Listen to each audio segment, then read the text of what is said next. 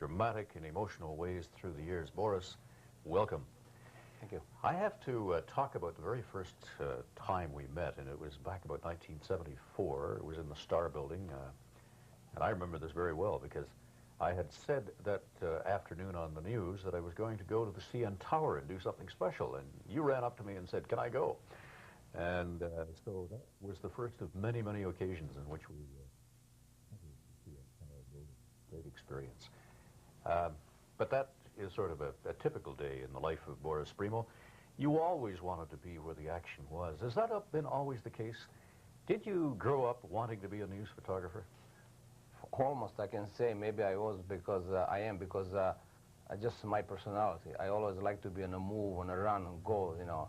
And when I choose the photography, since it was not my hobby, and when I was a youngster back home, you know, I find out that the newspaper photography is best going to fit to my fits the personality. My personality, yes. Mm-hmm.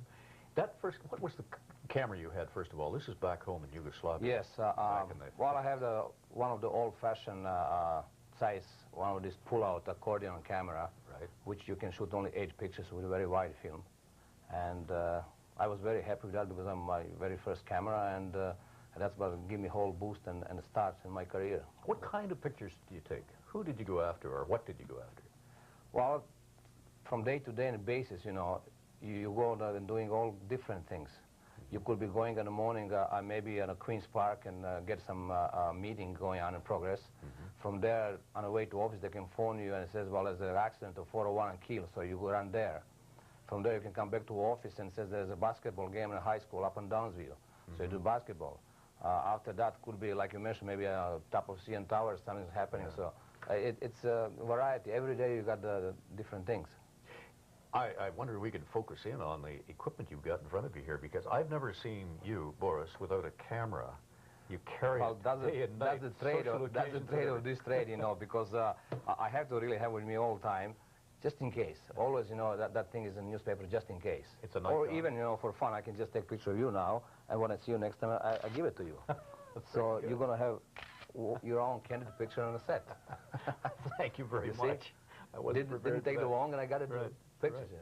And you also have a walkie-talkie. You stay in touch. Well, since I'm on duty right now, you know, I have this with me just in case, again. Right. But we want to take as much time as possible today to look at some of these aren't necessarily prize-winning pictures, but they are special in meaning to you. They are the typical news pictures, you know, which could be portraying a different actuality from day to day or different events. First off, let's go to Fidel Castro. Well, along my career, I photographed many, many personalities, and including, you know, prime ministers, kings and queens, different leaders of countries, entertainment people, and what this occasion, I was on a state visit with our ex-prime minister Trudeau at Cuba, and we spent a couple of days, and mostly we were in company with Castro. I can remember exactly when that was. It was January 1976. 76, that's right. We were on a Latin American tour of Mexico, Cuba, and Venezuela. I must tell you about that trip. I was on Veradero Beach while the Prime Minister was in Havana making his big speech. And the Cubans put up loudspeakers up and down the beach. All the visitors were Canadian, of course. And the thing that amazed them was that nobody paid any attention whatsoever. No. But it was quite a crowd there, I can tell you. It was. Oh, yes. They said about 35,000 people turned up, and it was quite a... Now, what are we looking at here? Now, here we are another event. I was covering the invasion of the Grenada, 1983. And I managed to get an island right 2 days after the Americans invaded Ireland. And I spent there a couple of days, about 3 days of shooting. It wasn't any facilities to get my stuff out. Usually I transmit my pictures right away the same day, but in this case it was all communication cut off. So I kept my films, and I flew back to Barbados, and from there I transmit pictures back to Toronto Star. You have to get to be quite ingenious about getting your pictures out and making arrangements in these very tight, difficult situations. And that's the biggest problem, you know, and many times you see the picture in paper and people doesn't realize what's going behind the scene to get a picture in paper. For example, many times you come to the areas where there's no facilities of darkroom at all. You're maybe on a Northwest Territory or Timbuktu or who knows where. So usually what we do in that case, I carry my own little portable darkroom, which I can set up in any bathroom. So if you're in a motel, hotel, or shack, or private house, basement, I set up within half an hour, I could be ready to produce a picture which we need, and pack it up again to suitcase and continue to the next stop. Great. What are we looking at here? This is a sports this is one of the sporting events. On this particular case, it's a last title fight for Muhammad Ali. He was defending his title with Canadian champion Trevor Berbick at the Bahamas, Nassau. And of course, he lost the fight, and that was the end of his career. I have talked about the business of Boris Spremo seeming to capture the essence of the moment in the news photograph. Is part of that to take a lot of pictures at any particular... Not really. I think it's just, you are, first of all, we are artists, photographers. Mm-hmm. Now, each portray his own views and his own feelings through that camera, which I call, like tools. But now, since I'm in newspaper business, you try to capture really that moment, which is the highlight of the event. If it's sport, you try to get really good sport action. Now, many times, you participate almost with the event. Right. It's a sport or news or demonstrations, and it's the one thing on this business, you have to be always observing. If you start looking around and wandering with eyes, you're going to miss many, many things which happen in split seconds. You have to anticipate. Yes, and that split second is very important. Boris, we're looking now at a young lady doing a drop kick. Is that what she is? That young lady is Margaret Trudeau, and it's a kind of unusual picture of her. I found her near Boston. She was staying with sister and her children at a time when she was separating from her husband. What is she doing there? She was going to backyard serving sandwiches to her children. But there was a little fence which didn't have a gate, so she has to every time hop over the fence, in order to get in the backyard. Do these subjects, such as Margaret Trudeau, feel comfortable with you? You don't have any problem? Some they do, some don't. Depends, how you well know them or how much you spend with them time. Like so many times, you just hop in and hop out, and shoot your assignment, and that's it. But many times you spend with people quite a number of hours traveling. Like in this case, I've been visiting many countries with her and Prime Minister. So you become close to each other and almost on a friendly basis, and we talk about photography, especially she was interested at that time in newspaper photography, so we spent a number of hours just, chatting about.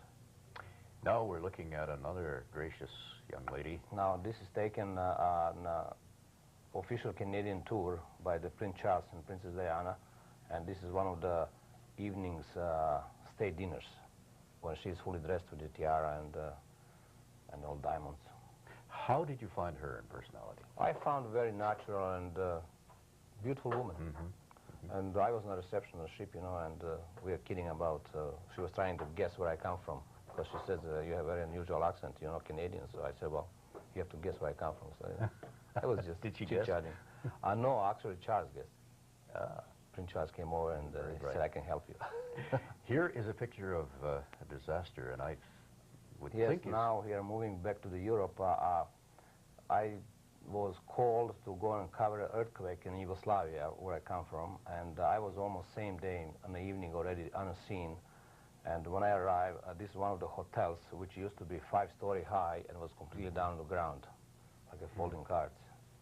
Very sad, particularly if it's a scene that you have known from... Fortunately, there wasn't many casualties because it was a long weekend and season wasn't open yet at the Adriatic coast. Mm-hmm.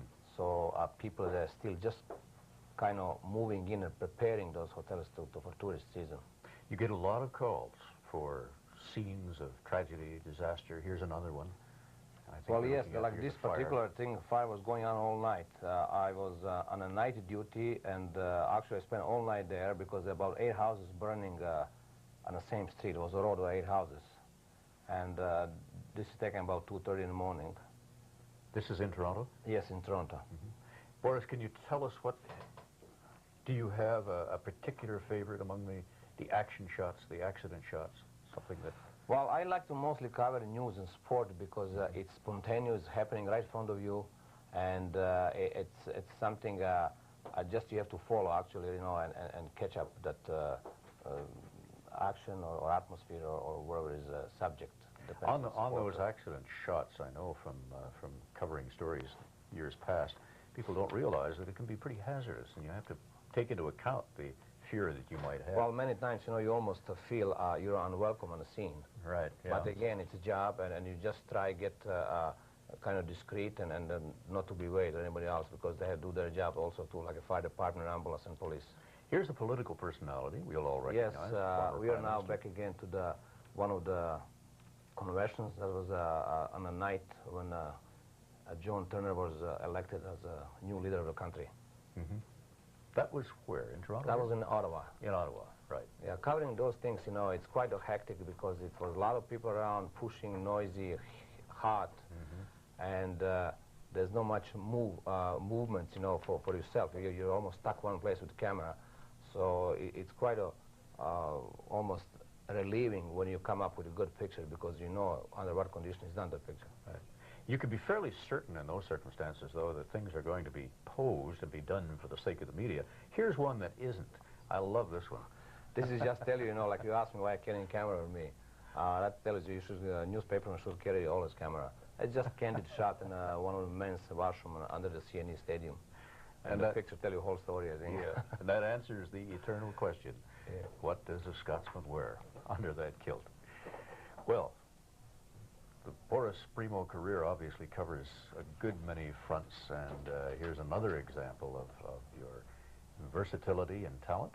George Chevello. Yes, we are back in sport again. This is a fight in the Madison Square Garden in New York. He was fighting Jerry Quarry, and he won with the 7th round of knockout.